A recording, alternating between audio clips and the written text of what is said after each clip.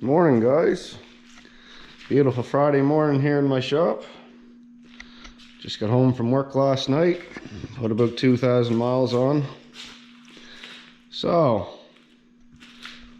if you've been following the channel, you guys know that the truck's been making some noises. So we've got an 8.1 here. We've got to pull it apart and dress it up with my Raylar gear.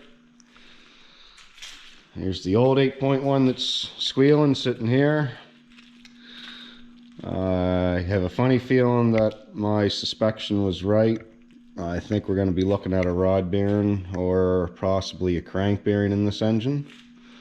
But when we get it apart, I'll let you guys know. Beauty of a lifted truck.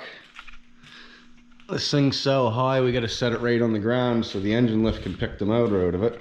We've been down this road before with this truck. We swapped it the last time. But some people may not think that I'm mechanically inclined to do this stuff myself, but as you can see, nothing to it, boys.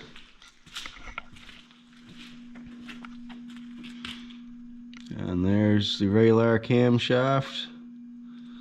Few people thought that the issues was going to be here, but we've got no scratches or gouges or nothing scary going on there with our Raylar stuff. All the rollers look good on all the lifters. We got the push rods and the retaining clips over here.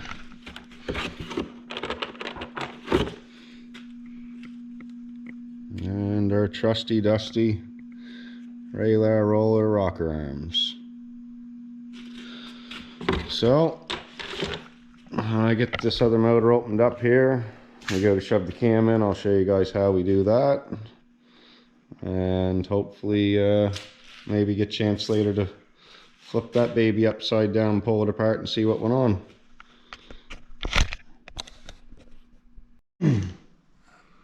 Well, things are rolling along smoothly here, guys. Everything looks clean inside this engine I bought. Nothing broken or busted. I will say the valve covers are extremely clean on the inside. All new gaskets everywhere, so this thing may have even been apart at some point in time. The timing cover had new gaskets into it. So we're going to pull this camshaft, and I don't have it lined up right now, but you can see this dot over here, that little yellow mark. So the rule is you line up dot to dot, and I'm going to do that before I take it apart, but just to make it roll easier, I'm going to pull the valve train out of it here before I do so. And we'll get that stock cam yanked out, and we'll get our Raylar cam over here. We'll give it a quick clean up and slip her in and get the top end put back together and be on our way to getting this thing in the truck hopefully later today. So that's what she looks like all tore down. When you pop this timing cover, there's a little dial pin there and a little dial pin there. Well, you have it apart, it'd be a good practice to clean those up because they corrode and rust. And when it comes to popping the cover, just get your flathead screwdriver close to that dial pin. The gaskets are sealed into the case, so you don't got to worry about busting the gasket. As you can see, it's like a pressed in style right in the aluminum casing. So I'm gonna get these stock rocker arms out, and we'll get ready to pull this thing apart, and we'll show you how we do it.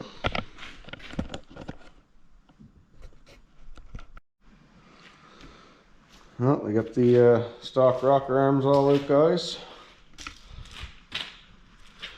And they're in the box, organized and lined up. You'll notice there's two different push rod lengths in the 8.1, so just take note of that when you put it back together. The timing marks.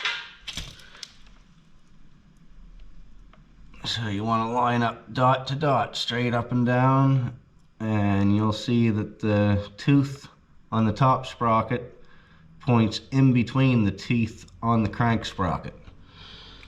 So next step is we're going to take those 3 bolts out, pull the timing sprocket off, and we're going to be ready to slip the cam out basically after that. So we'll start putting her back together here soon.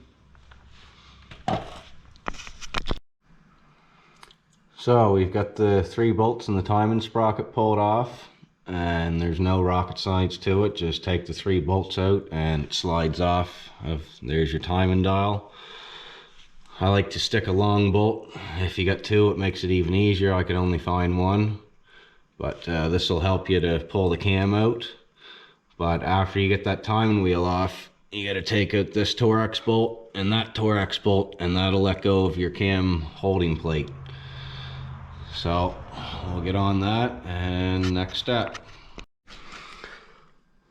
So I did this last, doesn't matter if you do it first, but last step to be able to pull the cam out of your 8.1 big block is you got to pop the intake off. There's going to be a 13 mil bolt right here, and this is the driver for your oil pump, and you just kind of twist that back and forth and wiggle it out, and you'll see it's got a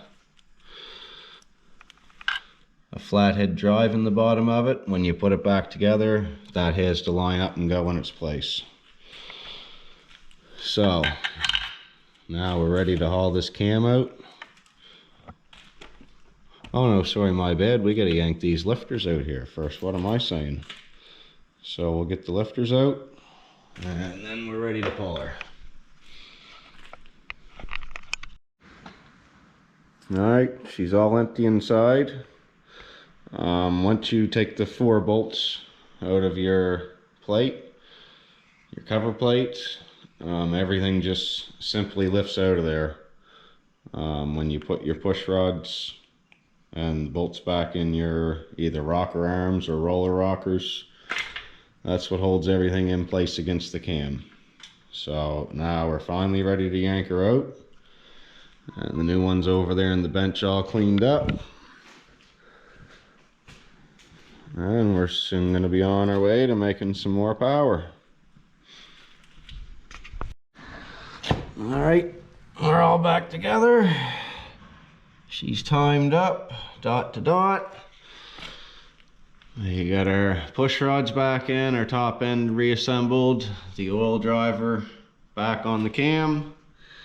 Just starting to lay the roller rockers in place. I want to show you guys something. If you buy these Raylar ones, 454 7/16 by 1/7. But you get special nuts with these, and as you'll see, it's machined out inside on one side, and if you spin this around, it's not machined on the other side. So when you install these, you want to make sure that the machine side is facing up, because that's where your nut sits. Alright, so we're just about back together. And then we're going to start putting her back in old Sally and try to get her back up on her feet.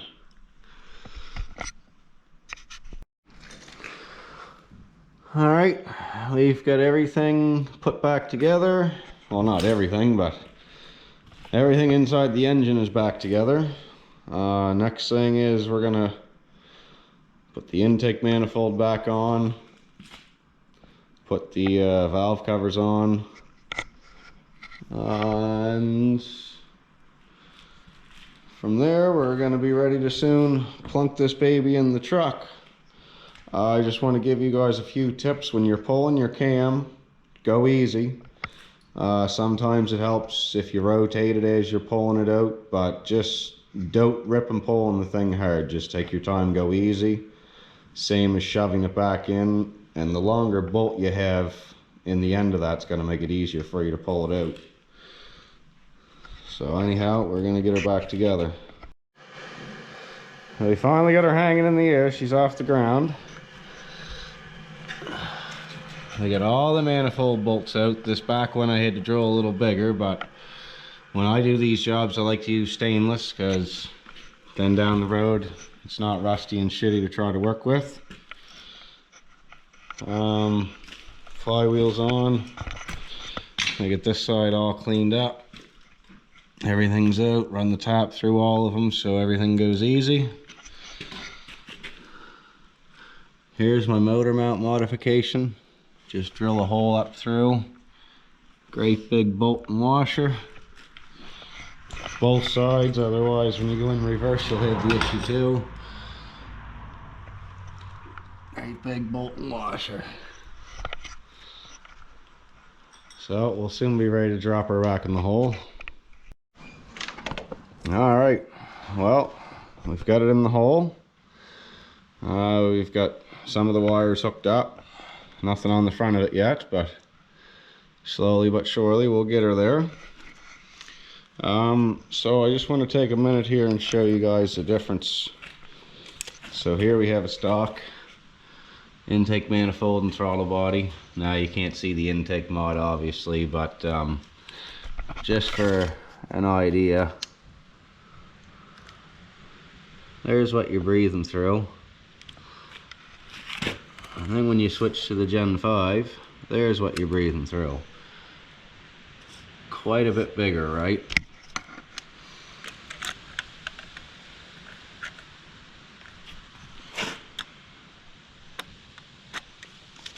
This blade is only 78 mil. This blade is 87, and I'm even debating I might shave this hump off with the die grinder before I put it together, but it's no sense to do the intake mod if you're not going to put this throttle body on, because you're still only breathing through this little 78 millimeter hole. So there's my 2 cents worth on that. I'm looking real forward to hearing this thing fire up again. I don't like my truck being down. Well, it's been a long day, but she's back in the hole, mostly assembled, just the belt drive left to do.